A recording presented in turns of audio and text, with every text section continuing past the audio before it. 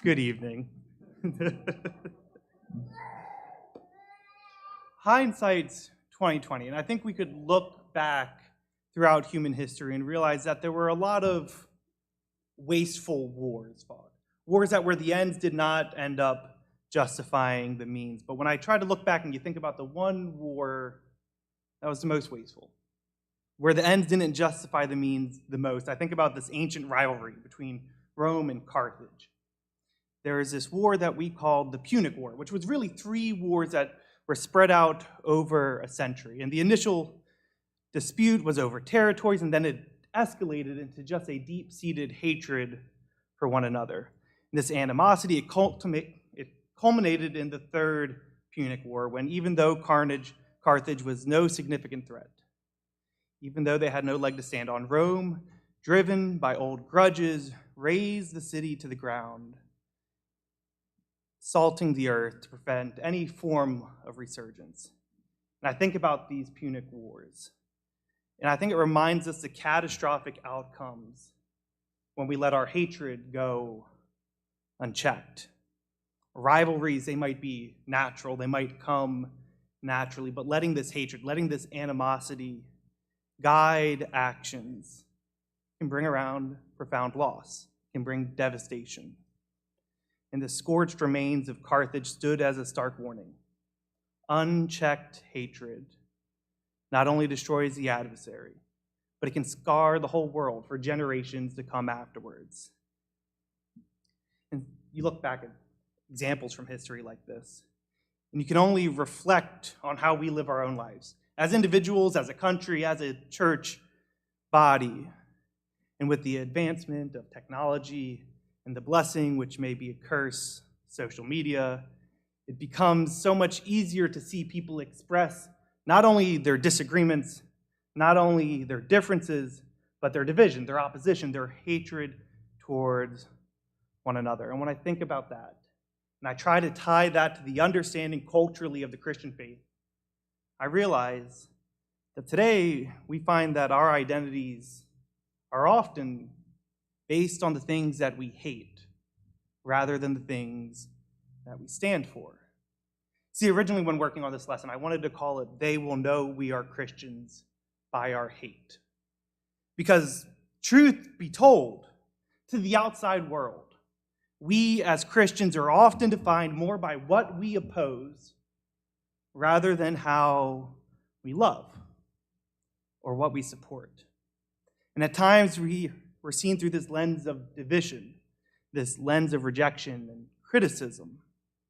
And as Christians, this perception is troubling, or at least it is to me, because when you step back and you take a look at the Bible, and you look at the examples of Jesus, of God the Father, when you look at the characteristic of God's unfailing love for us, you realize that our faith shouldn't be defined by what we hate.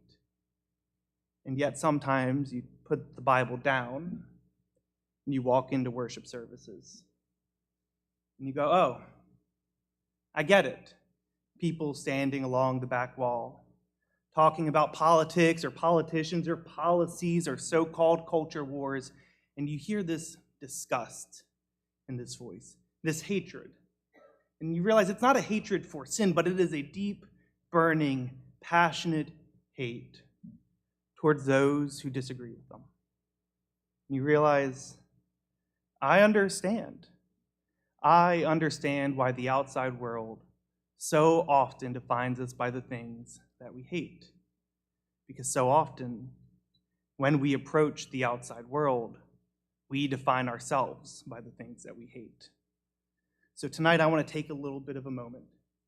I want to look at this danger of being defined by hatred, and then I want to take that and I want to spin it more positively. I want to look at the example, the scriptural authority to live a life guided by love, but also what that means, what that looks like, and what can we do to change this cultural perception. In Matthew chapter 5, verses 43 and 44, it reads, "You have heard that it was said, 'You shall love your neighbor and hate your enemy.' But I say to you, love your enemies and pray for those who persecute you. This is Jesus speaking. This is Jesus on the Sermon on the Mount, right?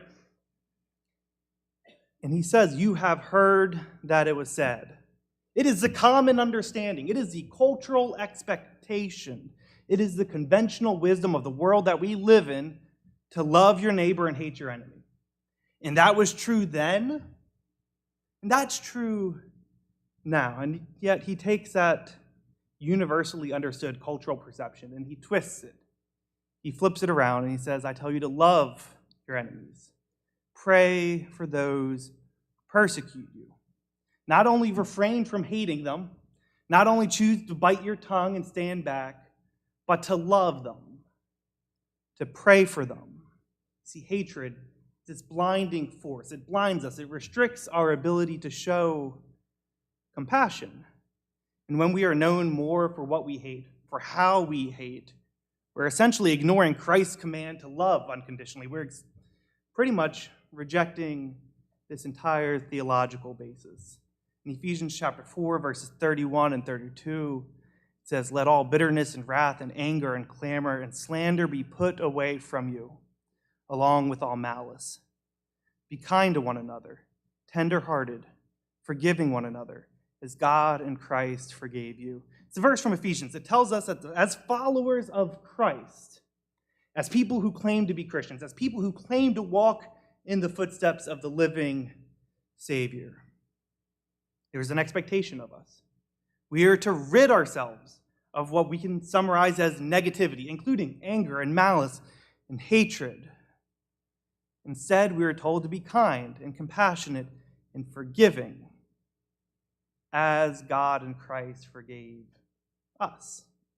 Right? In the same way that God chose to forgive us. And let's make this clear. God chose to forgive us before we took any actions of our own. He made that abundantly clear, that if we accept it, he will forgive us. He made that decision regardless of how we acted, how we lived, that he was willing to forgive. And in the same way, we are told to live just like that. In James chapter 1, verse 20, it says, for the anger of the man does not produce the righteousness of God. And in 1 John chapter 2, verse 9, it says, whoever says he is in the light and hates his brother is still in the darkness. Hate is a strong word. It's a harsh word. It's an ugly word. And it doesn't mean merely disliking something or someone. It's something that's deeper. It indicates a profound, lasting animosity that fosters division, that fosters conflict. And this kind of negative emotion is just not compatible with the Christian life, or at least it's not compatible with the Christian life in which we are called to. Because hatred can be toxic, it can be consuming, it can be all-encompassing, and it doesn't stop at a personal level. Often it spills over into our interactions with others and with the community at large, both inside the body and outward. And when our faith is identified by what and who and how we hate, we're sending a message that Christianity is more about division than it is reconciliation. It's more about setting boundaries, staying away, than it is bringing people to God. This negative image that I'd like to call a falsely given title or stereotype, but I understand where it comes from. It hampers our ability to be Christians. It negatively impacts our ability to reach out and save souls. Because when people know us by what we hate or how we hate or the things that we dislike, what right do we have to tell them about love? What did we do to earn that right to tell them about compassion, about forgiveness, about a God who cares for them when all we have done is show them what we hate? So tonight I want to encourage us all that living in a world where hatred is easy and choosing to be loving is challenging, I encourage us all to be bearers of light, to rise above all of that, to aim to be known by our love and our compassion and our service and our humility and our forgiveness and our understanding. Because that is the most excellent way. In 1 Corinthians 13:13, it says that now faith, hope, and love abide. These three, but the greatest of these is love. Now, love just isn't one of these Christian values, right? It's not just a Christian value. It's the essence. It's the foundation upon which all of our faith and practices are built. And to understand the faith that we are called to live by, to understand the commandments given to us by Jesus and the apostles, we have to grasp that this love is essential. It's foundational in two ways: our love for our God and our love for others. In Matthew chapter 22, verses 37 through 40, it says, "And he said to them, 'You shall love the Lord your God with all of your heart, with all of your soul, and with all of your mind. This is the great and first commandment. And the second is like it. You shall love your neighbor as yourself. On these two commandments depend all the law and the prophets.'" Here, Jesus is emphasizing that all of the teachings, all the laws, all the prophecies that pointed towards him are built on two simple commandments: to love God and to love others. The depth of our spiritual life is gauged not just by our knowledge, not just gauged by our skills or our rituals or our disciplines or how many good works we do, but by our ability to love God and our neighbors wholeheartedly. So I ask tonight, how are we putting these commandments into action? Do we? Are these two commandments the basis of how we live every single day of our lives? Do our choices reflect a heart that truly loves God above all else? Does it show that we have a love for all of humanity? Are our actions based in genuine kindness and concern, considering the needs of others in the same way that we consider our own? Or do we push it aside and we say it's easier to check the boxes? It's easier to go to church 1, 2, 3, 4, 5, 6, 7, 11 times a week. It's easier to pray. It's easier to read your Bible when you're supposed to. It's easier just to check all of those boxes and not worry about the motivation. Sometimes I feel like that's what I do. I don't know if this is me speaking just about me, but so often I find myself that I view my faith as a ritual. It's something that I do because I know it's the right thing to do. And I don't always do it for the right reasons. I don't always do it because of love, because of genuine kindness. Even when it involves serving other people, I do it because I say, this is good because God asked me to do it. I don't always do it because I say, this is good because I love and care about and respect and have compassion for every aspect of humanity. And that's the theological foundation of good works, right, is love. In 1 John chapter 4, verses 7 and 8, it says, "Beloved, let us love one another, for love is from God, and whoever loves has been born of God and knows God.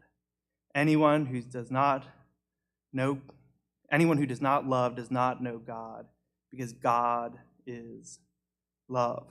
Love is just not an attribute of God. It's not just a characteristic. It's a defining aspect of his essence, his being, his existing. And those of us who genuinely claim to know God ought to genuinely display this love in our lives. And to claim a relationship with God while harboring hatred, while harboring indifferences towards others, it's inconsistent with God's nature. It's disrespectful to the sacrifice that he has made. And frankly, it just doesn't make sense when you think about it. Because God, the creator of all things, the only being to ever exist that has deserved respect universally from all people, looked at his creation, us, spiritual beings made in his image, but we belong to him, saw that we are disobedient, saw that we were disrespectful, saw that we were hateful. And instead of wiping the earth one more time, he offered another olive branch, and then another olive branch, and another. And we see these through the priests and the scribes and the prophets and eventually Jesus and the apostles, where he is constantly trying to offer olive branches to show that he loves us and cares about us so much that despite all of the evil and hatred and inconsistencies that we have inside of us, he views us as worthy of saving, even though deep down inside we know we're not. And if God, again, as we stated earlier, the only being to ever exist that has universally deserved respect and love from all of creation, can feel that way about us, what right do we have to not feel that way about those around us? If we truly want to walk in the footprints of God, we need to separate ourselves from the world. We need to be different. We need to choose to live differently. We need to choose to walk in a love that mimics that of our God. Because we live in a world where hatred and divisiveness and self-interest and greed rule the day. That's what's popular. That's what works. That's what gets you ahead in life. And yet love, a sacrificial, caring, genuine love stands out. It's different. It's profound. It's challenging. It goes against the status quo. And the Christian call to love just isn't an invitation to a moral lifestyle of doing good and caring about other people. It's a call to a distinctive lifestyle that sets us apart from the rest of the world so that when others look at us, they know that we are Christians by our love.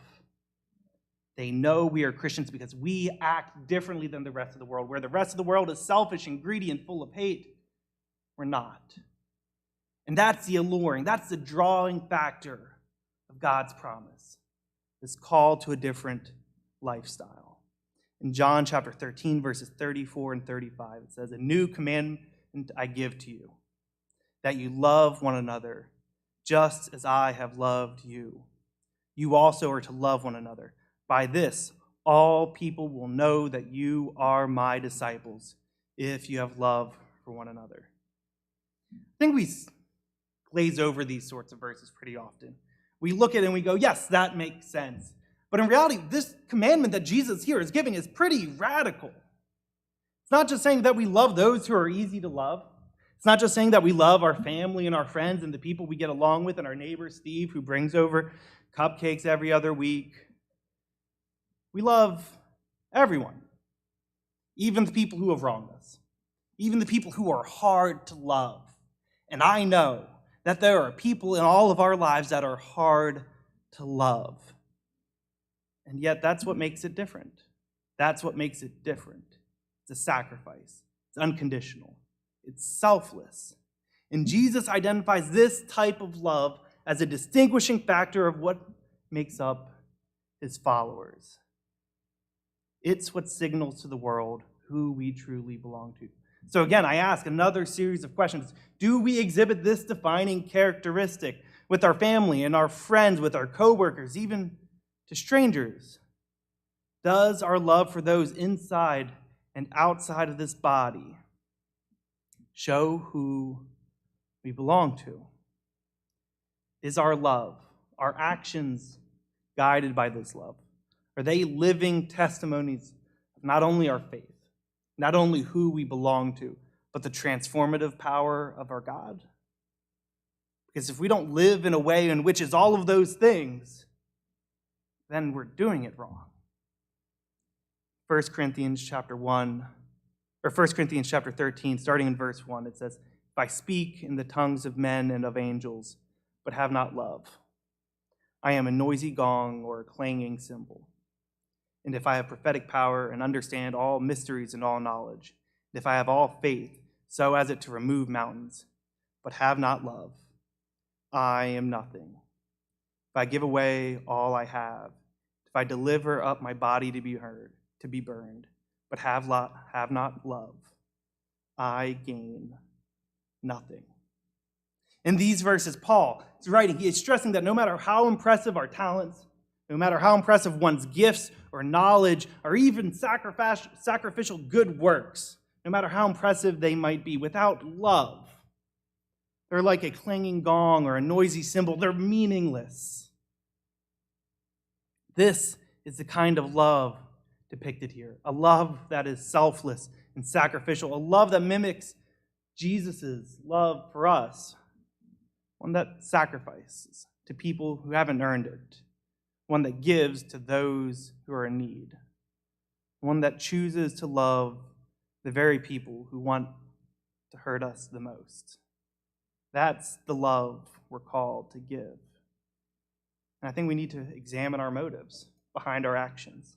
Because I know a lot of us do a lot of good works, but I don't know what goes inside all of our minds.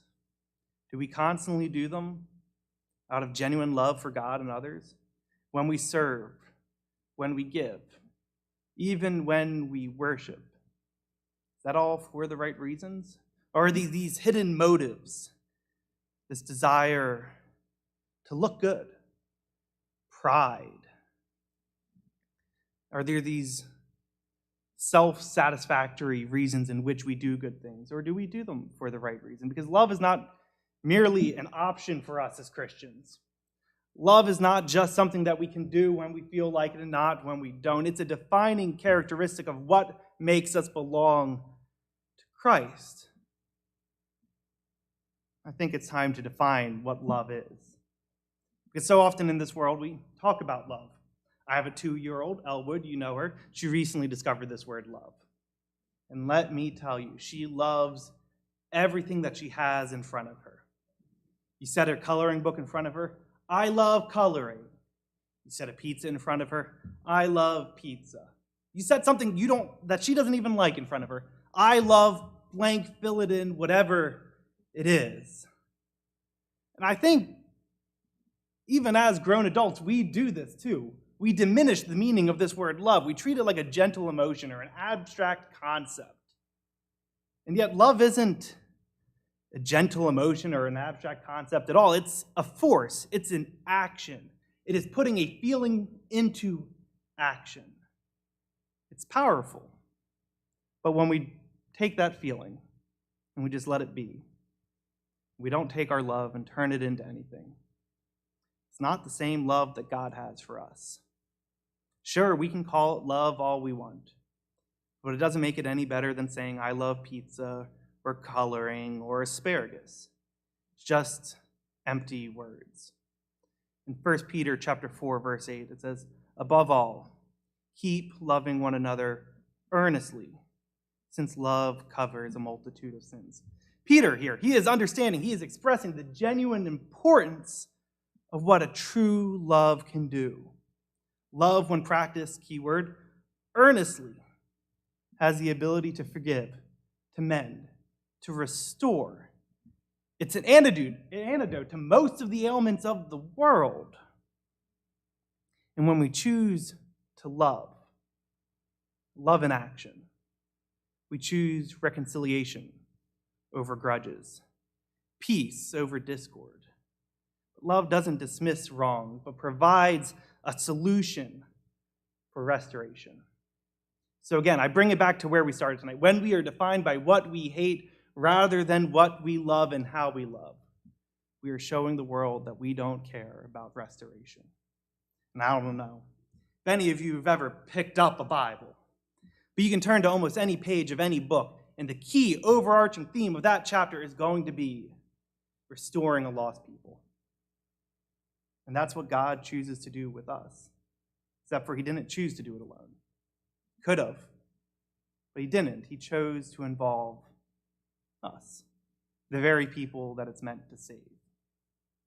But when we don't choose love, when we don't choose love in action, we're letting it all be wasted in vain. It won't work. Sure, God has the power to save, but if we don't do our job, if we don't go out and show God's love, if we don't use God's love as a driving factor in the ways in which we evangelize, in the ways in which we help, then nobody's going to be saved. Think about Luke chapter 10, verse 25 to 37. We have this parable of the Good Samaritan, and Jesus is providing this beautiful picture of what love in action looks like. We get a main character, a Samaritan, a person who historically had animosity with the Jewish people. and there's an injured Jewish man on the ground, and people from his own community pass by and don't do anything. Then another person from his own community passes by and doesn't do anything. And eventually a Samaritan walks by. A person with a historical hatred for one another. And he chooses to love, to sacrifice, to give life, to restore. And you look at parables like this throughout the Bible, and you wonder how any of us could ever think that our call to walk in the footsteps of Christ, our call to mimic the characteristics of our God, how could we ever think that that call wasn't rooted in love? A love that doesn't have boundaries. A love that challenges us to look beyond ourselves, to look beyond our biases. And let's be honest, we all have biases. But what makes the difference between biases and hatred is our actions. Is if we choose to overlook our biases for the importance of love. If we don't, it's just hatred, or racism, or whatever other ism we want to call it. It's wrong. It's sinful. Because Christ's love isn't confined by nationality, or by race, or social status, or sex, or whatever it is. It's unconditional. And the Good Samaritan's parable teaches us to love universally. Not just within our immediate circles, but to the people who are harder to love. In Galatians chapter 3, verse 28, it says, "There is neither Jew nor Greek, there is neither slave nor free, there is neither male and female, for you are all one in Christ Jesus." Again, another verse in which we skip over, but really for the time, it's a radical idea. At the foot of the cross, worldly distinctions are meaningless. Male, female, black, white, rich, poor. Doesn't matter, because in God's eyes, we're all equal, and his love for each of us is what changes us. And that's the love we're called to mimic. Again, we live in a world where, at the very least, indifference is popular. I don't know if so often we see hatred as a popular thing. I think if we were to really look at it and examine what we watch on TV and the news programs and the television shows and the magazines we read, we'd realize that at the very least, indifference is what is popular. So to call for cultivation of a culture of love is radical. It's profound. It goes against the grain. Colossians chapter 3, verses 12 through 14 says, "Put on then as God's chosen ones, holy, beloved, compassionate hearts, kindness, humility, meekness, and patience, bearing with one another. And if one has a complaint against you, forgiving each other, as the Lord has forgiven you, so you must also forgive. And above all, these put on love, which binds everything together in perfect harmony."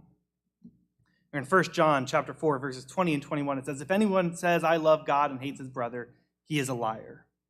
For he does not love his brother whom he has seen. For he who does not love his brother whom he has seen cannot love God whom he has not seen. And this commandment we have from him: whoever loves God must also love his brother." I love the writings of John because John is blunt. John doesn't beat around the bush. He sees an inconsistency in the way Christians were acting around him, and he points it out point blank.